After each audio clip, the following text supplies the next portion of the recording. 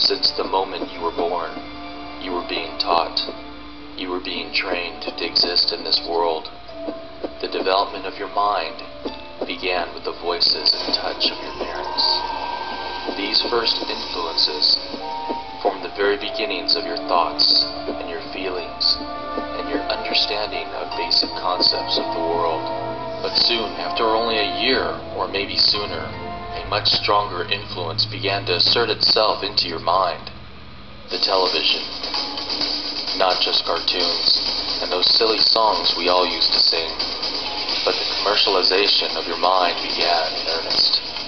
Ads, commercials, set within your early years of entertainment, began taking room in your developing brain, telling you what you want, what you need, what you desire.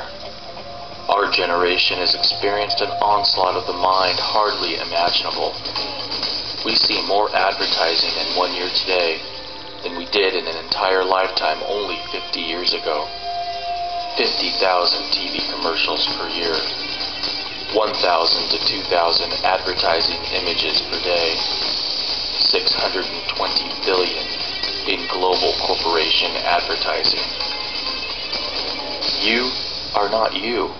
You are a million images and thoughts and concepts that have been ingrained into your brain since the day you were born, all for control. You are living in the real matrix. But this isn't our story. It belongs to you. I'm here to tell you, your life isn't your own. It belongs to someone else. As we entered school, a whole new sort of programming began.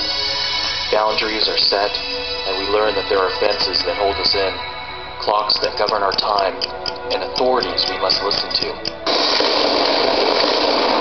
Most of all, we are taught to be good little citizens and always toe the institution's line of reasoning.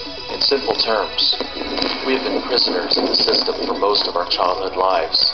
We have been told what to like, how to act, what to desire, and what is acceptable for an American lifestyle. We are here to tell you now to question everything. You are free. Americans' acceptance of authority and our love affair with our television has set up a dangerous level of control. Do you notice the news sources seem foul, or that maybe they are reporting on issues that don't seem quite that important? Michael Jackson. Michael Jackson. Michael Jackson. Michael Jackson. Paris has an outrageous new sizzling gig. Whether you like her or not, Britney is back. He was an icon. That's hot. Television news in the past 10 years has been going through a consolidation unprecedented in modern media history. Large corporations, in collusion with big government, have steadily been erasing coverage of issues that actually make a difference. These are a few of the companies that control so much of our media today. Fewer than 24 of these extraordinary creatures own and operate 90% of the mass media, controlling almost all of America's newspapers, magazines, TV, radio stations. Nothing in earlier history matches this corporate group's power to penetrate the social landscape. They tell you to buy stock when you will be slaughtered. They tell you to shop when you might lose your job. They tell you everything is okay, all the while praying to God that you, the people, do not find out the truth. The truth is that they are f***ing you. They have been setting up the middle class for the worst fall of all, and we're not going to take it. Bernanke, there he is. Austin, George Bush, Chris died, Bernie Madoff, goddamn Barney Frank, bitch-ass Greenspan. Hell, even Walmart's goddamn year-on-year same-store sales were down. Excuse me, but I would really appreciate it if everybody would keep their comments quiet until this time. Would you wake up? Don't you see what's happening at these panel meetings? He socializes my country. If enough people get together and scream, the government has to listen. Opportunity is knocking, people. Would you answer the door? Answer the freaking door! In 1787, our Constitution's founding fathers could have never imagined today a 500-channel, 24/7 television information age, and how special interest groups would use it to manipulate news and influence our elected representatives and our government. The U.S. Constitution stated that the money of the United States was to be coined, not printed, and that nothing but gold and silver were acceptable as legal tender. Up until 1971, the U.S. dollar was backed by gold, but today it is backed by nothing. The only reason you are still able to purchase goods and services with your dollars is because it has been engraved in the minds of all Americans for nearly 100 years that the dollar is money, when in fact, it's all an illusion. In the last presidential election, Americans had the choice between two candidates, both of whom supported the financial bailouts. While one had the title of a Democrat and the other had a title of a Republican, they were both the same, and the entire election was just a charade.